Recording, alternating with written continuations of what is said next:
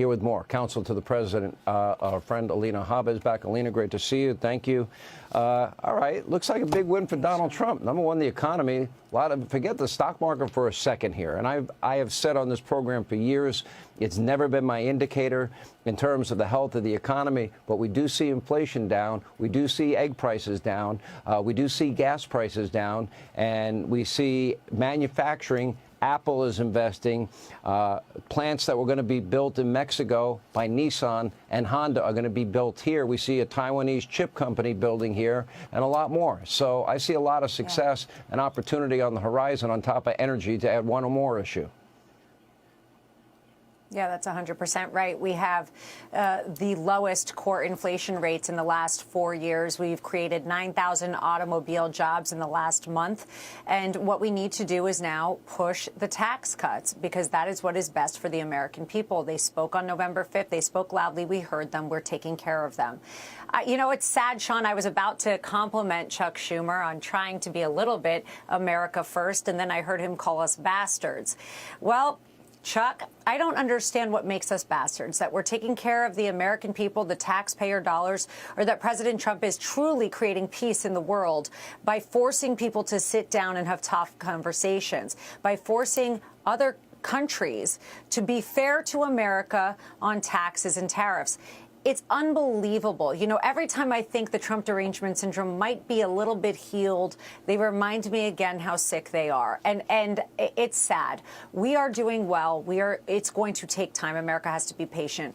But we've got a justice system that's being corrected. We've got an economy that's being corrected. We had a last administration killing chickens, and now we're trying to fix all the mess that they have created, including negotiating with other countries to make sure fentanyl goes away, to make sure criminals get out of our country, illegal immigration stops, and they call us bastards. That says it all, Sean. Well, you got to forget, I mean, also Hitler, Stalin, Mussolini, fascist, racist, and and the list goes on and on. So just add bastards to the list. I mean, because that's where he's coming from. Yeah, sure. Look, why not?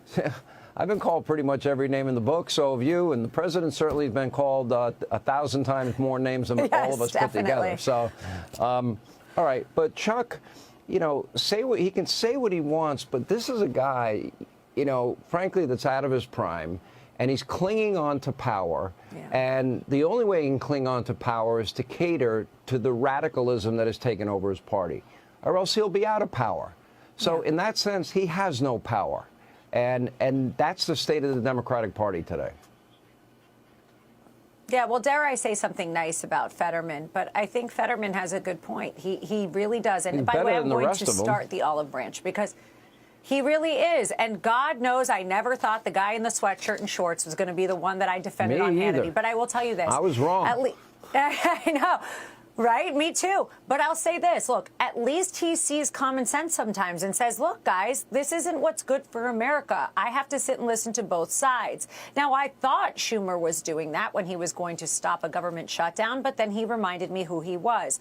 That's the same party that lost in an astronomical way on November 5th because they are out of touch with the American people. We don't want it. It's no different than the protesters that came into Trump Tower and thought they were making a point and then got arrested. You're wasting your time.